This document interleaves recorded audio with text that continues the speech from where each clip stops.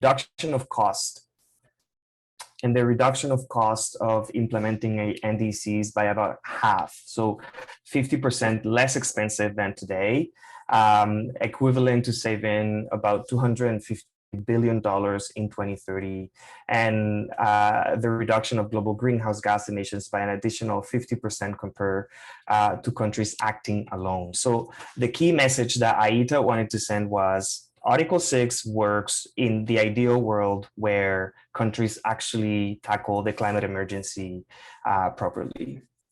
That said, in 2021, you also saw an increase of the use of voluntary carbon offsets issuance. In the first quarter of 2021, 38.6 million metric tons of offsets were purchased globally, and you might have seen some of the articles on Mark Carney and his task force on voluntary carbon markets. That is something that is increasing highly and is actually bringing a lot of concern, and you'll hear more about that why. So when it comes to maybe a little bit of a background, we speak about Article 6 in the context of offsetting and ITMOs as the mechanism that is going to bring the new set of carbon market rules in the post-2020 era. And ITMOs, what it means is intended transferred mitigation outcomes, and it is created under Article 6.2 of the Paris Agreement. ITMOs in itself are voluntarily, meaning that countries decide that they can use this as a way to cooperate on exchanging emission reductions. And the authorization comes from Paris. So while countries are obliged to have mitigation targets, they are not obliged to use ITMOs. A country could decide to implement their NDCs while not using ITMOs. The way in which it was structured, it was to set greater climate ambition and cooperation. The use of ITMOs, and this is coming from a Canadian government analysis of it. The use of ITMOs is set to learn from past experiences, ensure environmental integrity and the Paris Agreement, ensure no double counting, and ensure sustainable development. All of these words require definitions. And one of the reasons why we have not been able to agree on an Article 6 structure is because the definitions of things like no double counting, sustainable development, what environmental integrity means in the context of Article 6 have not yet been agreed. So, why is it that is really complex to agree on a set of principles for carbon markets? I think the first answer that I would give is governance. The governance of Article 6 is set into three different packages. The first one is the scope. The second one is the type of tradable units, and the third one is governance. The scope of the Article 6 and offsetting in the post-2020 era first brings us to what Article 6 offers. It offers cooperative approaches under Article 6.2, a new market, which is the sustainable development model that replaces the CDM, the Clean Development Mechanism under the Kyoto Protocol, and then you have non-market approaches. We won't discuss about that because it goes beyond the offset scope. And when it comes to cooperative approaches, that is 6.2. That is a decentralized approach, which means that countries could start trading emissions even without having specific rules agreed by the UN. This is actually already happening. Switzerland is already agreeing on a couple of agreements with Peru right now. And so 6.2 is operating without oversight at this moment. But then you have the other market that the Article 6 create, which is the Sustainable Development Mechanism, which actually is a much more structured carbon market. And one of the complexities of it is definitely, just defining the differences between cooperative approaches and sustainable development mechanisms. Why? Because at this moment, you could actually trade whatever you want. It doesn't necessarily need to be a ton of CO2. It could be anything that could be quantified as a mitigation outcome anywhere in the world. And so that is where the term internationally transferred mitigation outcomes come from. It is not a ton of CO2, it is an ITMO. And it is important because there's currently a gap between agreeing on having ITMOs and agreeing on trading tons of CO2. And then part of the challenge of it is that Article 6 it could either become a very centralized mechanism under the COP that brings together cooperative approaches and sustainable development mechanism, or it could just be a decentralized bilateral and multilateral system that actually allows for countries to develop their own transparency mechanism. So in this case, Canada could decide to have their own domestic Article 6 rules, and then China could have their own. But you could see the risk of having a too much decentralized approach there.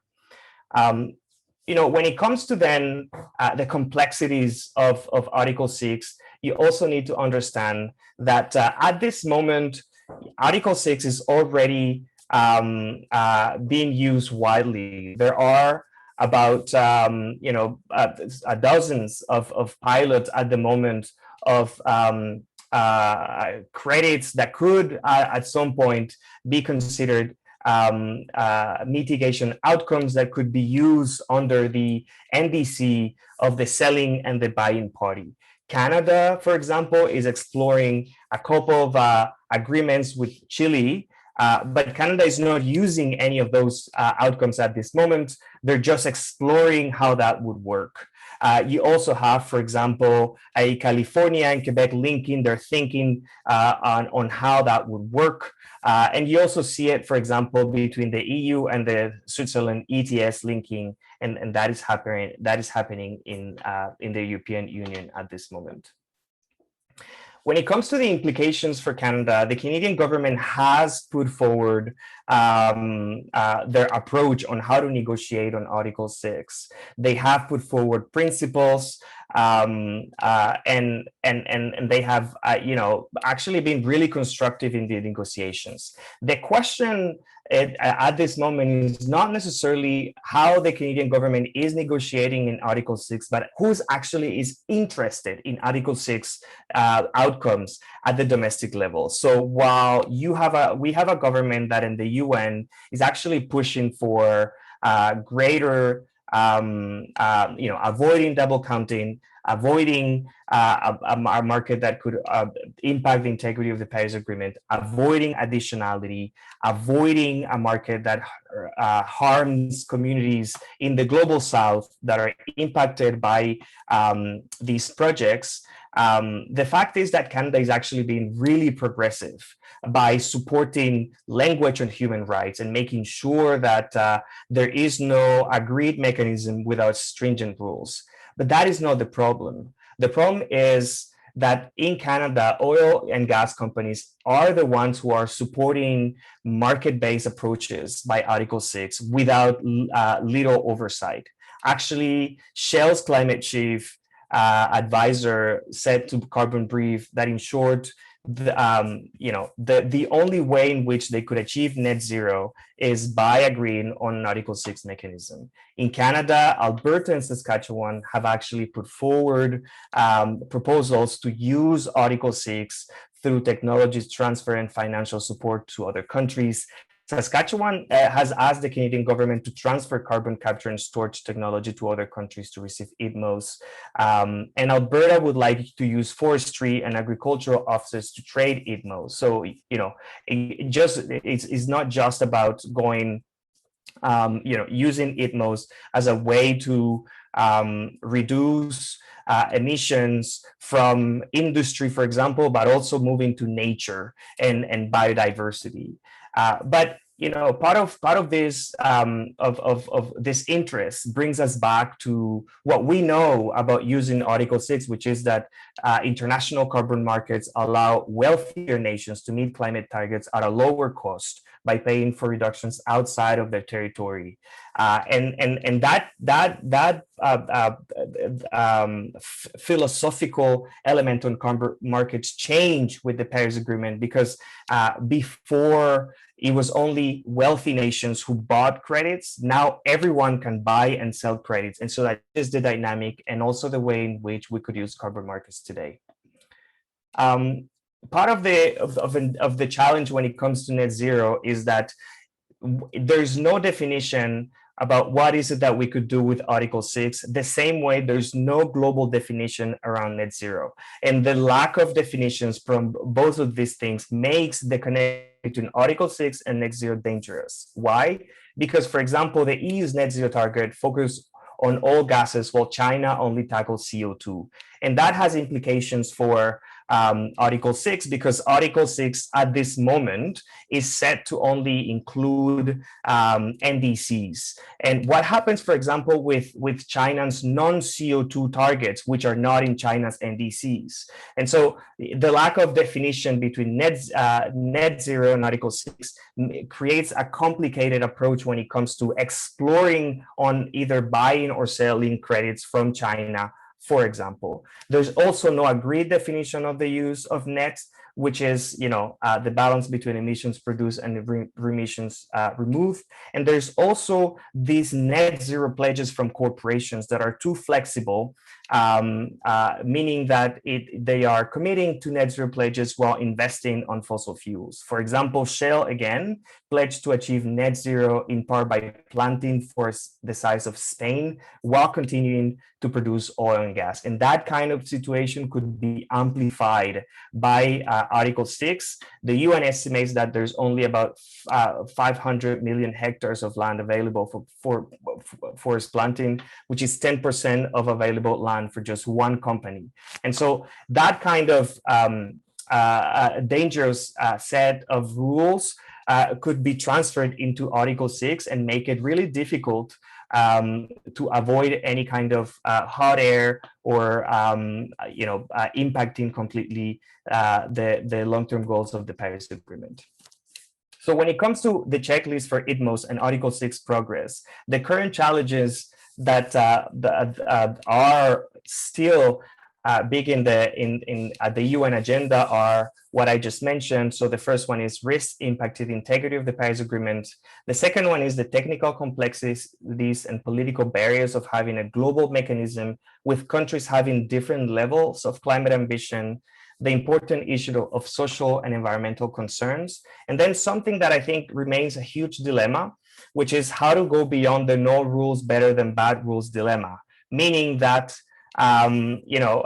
could we again avoid adopting Article 6 rules a third year in a row? And if we don't adopt it, what happens when it comes to the global trust in the negotiations? So I'm concluding here by bringing not only the domestic challenges on Article 6, the global challenges, but also the domestic ones. And part of them is that once Article 6 rules are adopted, the Canadian government is responsible for part of the eligibility and criteria, setting the contracts, identifying where these projects are going to take place. And we need to think about that as well, because we need to then adopt domestic standards to assess positive and negative list for inaccessible actions.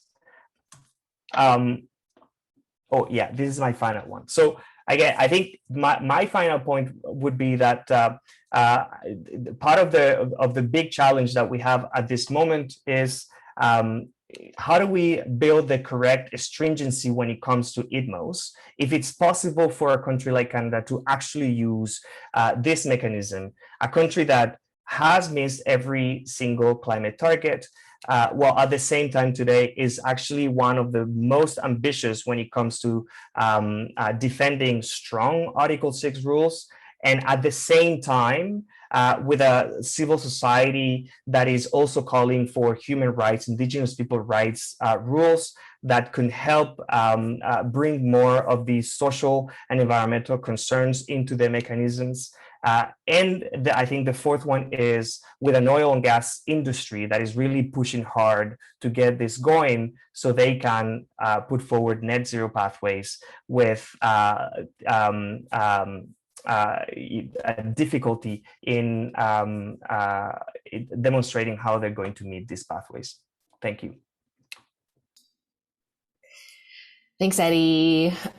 Great and comprehensive as always. So yeah, maybe the one thing I think useful for us to also keep in mind is that while there is no, there hasn't been a role for ITMOs writ large yet imagined by Canadian climate plans, the use of ITMOs is to some extent baked into the existing climate plans in Canada because of the relationship between Quebec and California and the Western Climate Initiative. And so those emissions reductions from Quebec are already baked into the assumptions that are being made in Canadian climate models and that our climate plans are based on. And of course, we can only actually count those emissions reductions toward our domestic inventory if the rules for Article 6 get sorted out. And by count, I mean count it in our reporting to the UNFCCC. So yeah, that is, I think, the most concrete way in which it's currently being kind of tied into Canadian climate planning. Hop on in and offsets. Hey folks, I do not have slides. But hopefully a lot of what I'm talking about is clear. And clearly there are a lot of people on this call who also have a lot of knowledge on offsets. So encourage others to weigh in. So I'll just start with a bit of where we're at in terms of the process of developing offsets in Canada federally, and then talk a little bit about the issues, in particular the issues of concern. So the federal government put out its federal regulations for offsets, which would be credits that are used as part of the output-based pricing system. They put those out in May with a 60-day comment period. So a number of organizations put in submissions commenting on those. The four initial offset types that are available are advanced refrigeration, landfill gas, improved forest management, and enhanced soil carbon in agriculture. Last year in the fall, the federal government also approved both the Alberta and BC offset system as eligible for compliance under the federal carbon pricing system. We don't know when the final regs will come. Suspect it'll be a while. The regs themselves really lay out kind of the framework. A lot of the really the detailed rules will be found in the offset protocols that will be developed, and the federal government is trying to develop a process where there are a number of a large body of experts that can be drawn upon to help with either generally respect to offset regulation or specific to the offset protocols themselves. So that's kind of where the process is.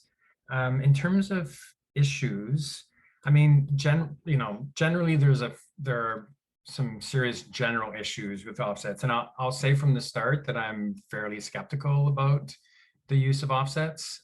There are a range of views, even in the environmental community on this.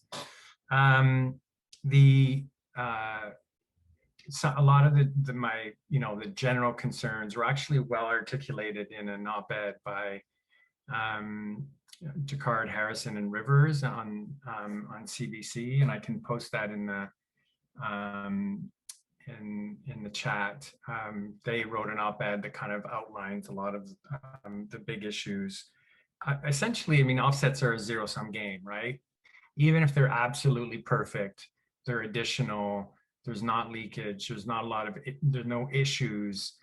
Basically, what you're doing is you're taking an emission reduction here and using it as compliance under the federal BPS. So you never get more than what you're supposed to. And so it is limiting in that every single offset that's created, offset category, you're essentially limiting how much emission reductions you're going to get because it's going to be used somewhere else, by definition, in a regulated sector.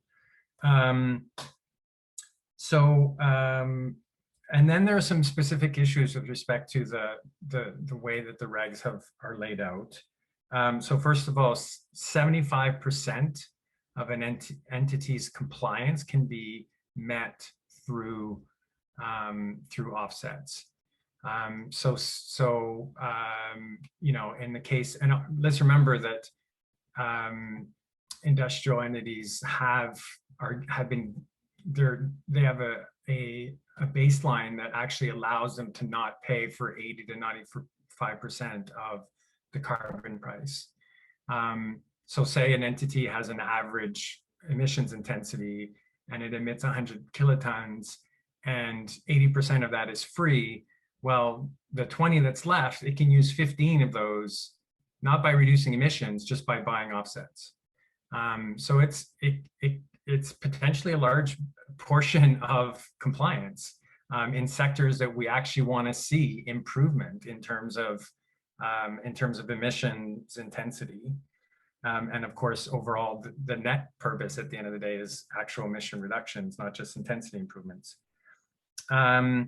The regulations themselves in it actually say that this may lead to the deferral of strategic investments in emission reductions by industry, because instead of investing in emission reductions in their own operations, they're simply buying offsets somewhere else. So obviously problematic when we're looking for innovation in a number of different sectors.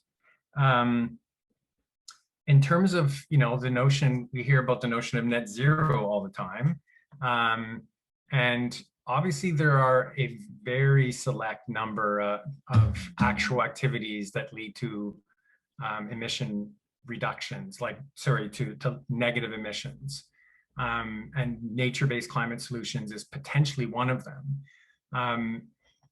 If you take that, like improvement in forest management, and you create an offset for it that's then used by a fossil fuel entity, you're essentially taking away one of the options that gets us to zero. So one of the negative emissions technologies is now off the table. And in a world where we need all the solutions, there are a limited number of negative emissions technologies, and there are potentially quite a few sectors where completely eliminating greenhouse gas emissions will be complex. So essentially we're taking an option off the table to getting to zero. And then there's the issue of, like, how else could these kinds of emission reductions happen? You know, and the point is made again in that CBC op-ed that a lot of the operations can be, a lot of the activities that we actually see that are being, that may end up being reduce emissions through an offset could actually be met, and probably met more significantly through a regulatory approach. So, you know, advanced refrigeration systems. So, you know, let's think about it. You know, some supermarket chain decides it's going to invest in advanced refrigeration systems that use different coolants. That means emission reductions, more energy efficiency. Great, those are emission reductions. But then they get paid for those. In the instance where it's an offset. So they get paid for this credit, they sell it to somebody else. Well, you could regulate advanced refrigeration systems over time so that every supermarket is undertaking this. And so it's not a voluntary thing that certain companies will put themselves forward and make money from it. It's like everybody has to do it. So the potential for emission reductions is obviously higher if you do it through a regulatory approach. And obviously it has to be a smart regulatory approach. You know, some of those things do take time. You're also setting up a perverse incentive in some cases for industry to be pushing for delays in regulations. So, you know, the federal methane regulations were finalized in 2018. Some of them kicked in, some of those regulations kicked in 2020. Some of them kicked in 2023. And it didn't take long from the time that we had those regulations in place that we heard industry talking about methane offsets.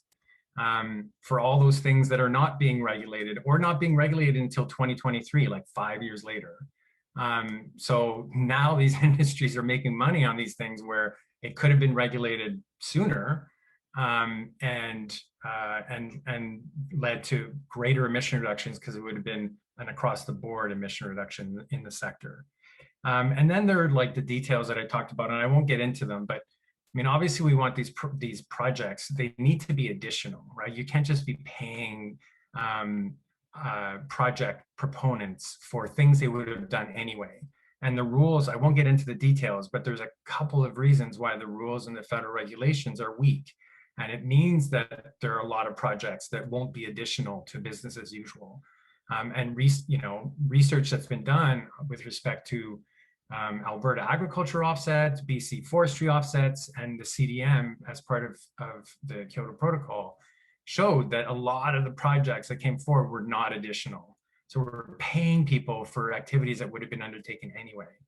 I talked about leakage issue. So in forest management, if you have, you know, a situation where an offset protocol leads to a reduction in the cut in a certain area, but you cut a forest over here that's outside of the offset area, and so you end up with the same level of cut and the same level of emissions. Well, you're no better off. One of those entities has been paid, but overall, just as much forest has been cut and just as many emissions have been released. And then of course, with respect to nature-based climate solutions in particular, there's the issue of permanence, right? You've paid somebody to protect a forest or to improve its forest management, and 10 years from now or 20 years from now, it burns down or it gets an insect infestation. And so there's a reversal there. There are things that can be done to mitigate all of these potential risks.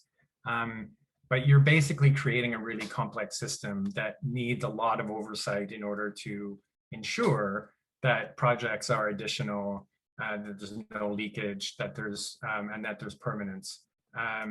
And so like overall, like when we submitted our submission with respect to the regs, which we did with, I mean, Nature Canada really took the lead on that, and we submitted with NRDC and Nature Canada.